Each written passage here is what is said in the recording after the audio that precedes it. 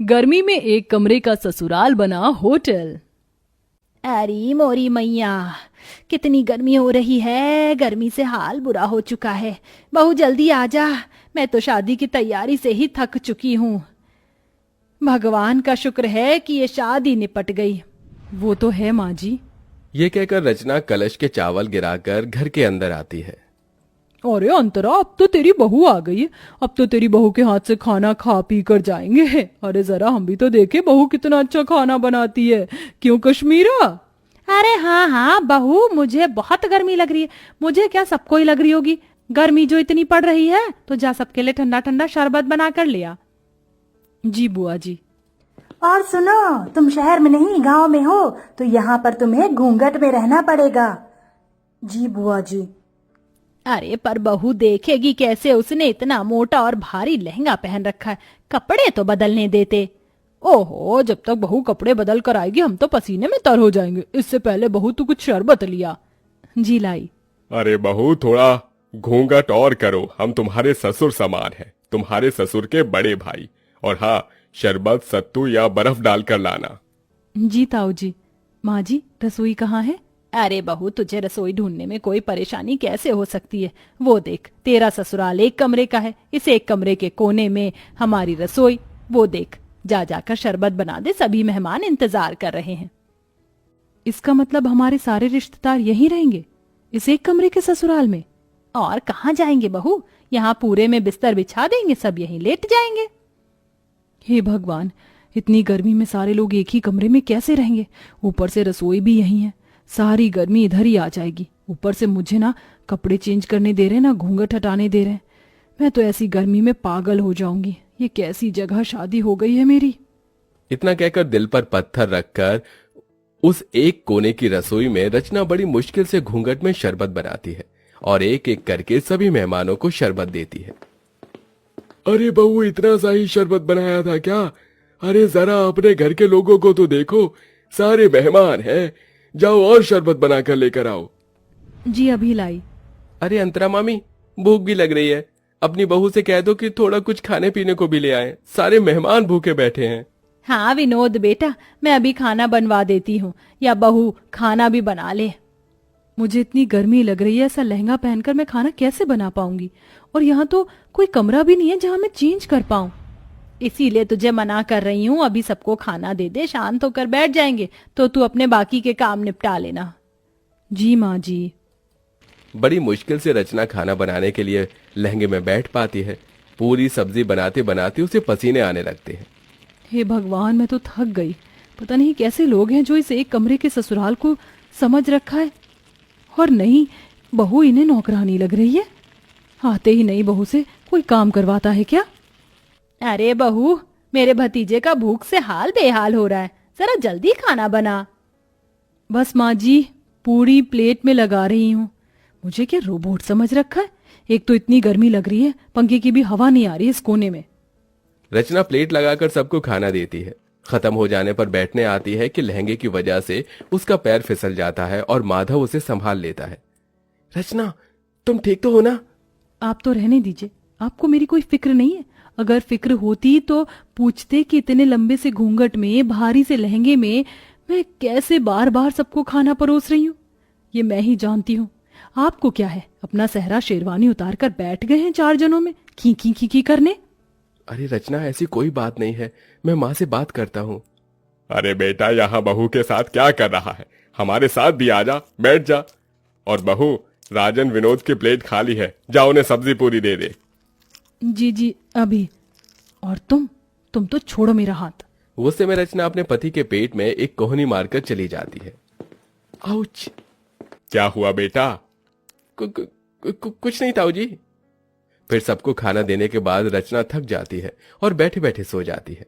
उसे देख कश्मीरा जगाने जाती है तो माधव मना कर देता है।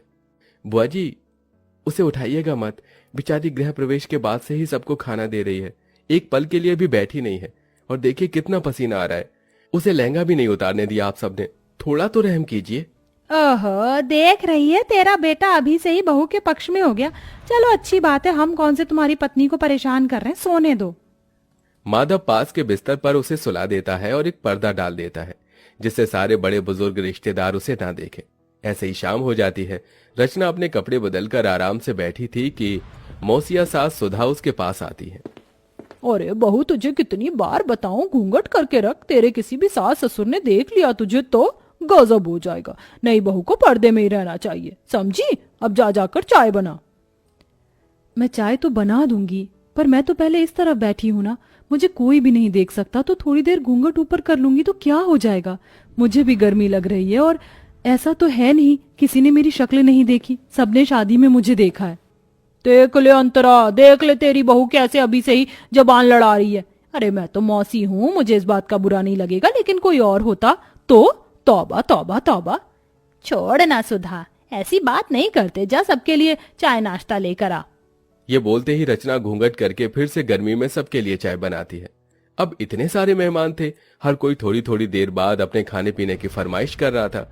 ऊपर से हल्की साड़ी पहनने पर विनोद कहता है, देखो रचना, मैं तुम्हारे जेठ की तरह हूँ और अभी तुम्हारी नई शादी हुई है, इसलिए बता रहा हूँ इतनी हल्की साड़ी मत पहनो। जो नई नवेली दुल्हन हो तो थोड़ी भारी साड़ी पहनो। भाई साहब, गर्मी लग रही है इसलिए मैंने थोड़ी हल्की साड़ी पहनाई है। कोई बात नहीं, थोड़ा बर्दाश्त करो और अपने हाथ के पकौड़े भी बनाकर खिला दो। फिर कहाँ मैं बार बार आने बैठ रहा हूँ, मुझे तो आगरा ही चले जाना है। अब मेरा भेजा फ्राई हो रहा है, शादी करके पछता रही हूँ। इससे पहले ही बढ़िया थी मैं जब जीन्स टॉप पहनकर विदाउट कोई घूंघट के इधर उधर रहती थी, पर इन बड़े लोगों ने तो मेरा जीना हराम कर दिया। ऊपर से इतना छोटा ससुराल है, हर जगह कोई ना कोई बैठा है। सच में कमरे के ससुराल को होटल समझ लिया है, जाने का नाम ही नहीं ले रहे। जब से आए बहू ये, जब से आए बहू वो। जी भाई साहब, लाई अभी पकौड़े। इतना कहकर रचना फिर से चूल्हा जलाकर गर्मी में बैठकर पकौड़े बनाती है। उस चूल्हे का धुआं और गर्माई सीधे रचना के मुंह पर लग रही थी। बस अब मुझे और नहीं होगा, मैं पागल हो जाऊंगी इस गर्मी में, थोड़ी देर बाहर चली जाती हूँ। पकौड़े उतार कर वो थोड़ा बाहर जाकर हवा लेते हैं। भले ही बाहर गर्मी सही, लेकिन उतनी भभक तो नहीं है जितना अंदर एक कमरे में है। भगवान जाने कैसे आलसी जानवर की तरह सब एक साथ अंदर हैं, ये भी नहीं कि अपने घर चले जाएं। अरे सर, सुकून तो अपने घर पर ही होता है, लेकिन यहाँ के रिश्तेदार बड़े मक्खी की तरह हैं जो गुड़ से चिपक जाते। एक काम करती हूँ, फ्रिज के ठंडे पानी से मुंह धोकर अंदर चली जाती हूँ, वरना सब बोलेंगे। फिर रचना ठंडे पानी से मुंह धोकर फिर सबके काम करने लगती है। ऐसे ही 4 दिन से हफ्ता और हफ्ते से 2 हफ्ते हो जाते हैं, लेकिन मेहमान जाने का नाम नहीं लेते। उन्होंने नई बहू को गर्मी में बिल्कुल काम करवाकर परेशान कर दिया था। ऐसे में रचना की हालत बहुत खराब हो जाती है, क्योंकि वो बेचारी खुद भी खा पी नहीं पाती है। पति से अपनी परेशानी बताती है, लेकिन वो नजरअंदाज कर देता है। बहू एक दिन गर्मी में कपड़े सुखाते सुखाते बेहोश हो जाती है। माधव फौरन डॉक्टर को घर पर बुलाता है, तो डॉक्टर बताता है, देखिए, गर्मी में इनकी हालत बहुत डाउन हो चुकी है। और इतनी मोटी साड़ी क्यों पहनी है आप लोगों ने? आप जून जुलाई की गर्मी से वाकिफ नहीं है क्या? और इतने सारे लोग क्यों हैं? यहाँ पर मरीज के पास ज्यादा लोग रहने से और घबराहट पैदा होती है। देखिए माधव जी, हो सके तो थोड़ा रेस्ट करने वाला एनवायरनमेंट प्रोवाइड करवा दो तो बेहतर होगा। जी डॉक्टर। ये सब इसी वजह से हो रहा होगा। बहू ने मुझे बोला था कि उसे परेशानी हो रही है, फिर भी मैंने इसकी एक नहीं सुनी।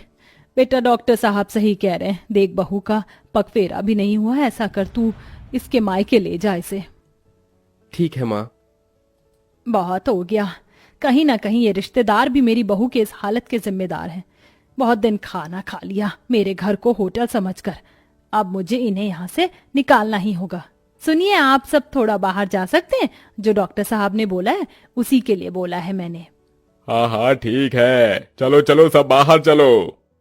उनके बाहर जाते ही अंतरा बहू से कहती है, बहू मैं समझ सकती हूँ, तू बहुत परेशान हो गई थी, इसलिए अब मैं तुझे तेरे मायके भेज रही हूँ और इन मेहमानों की तो छुट्टी मैं करूंगी। काश तेरी ये बात मैंने पहले समझ ली होती।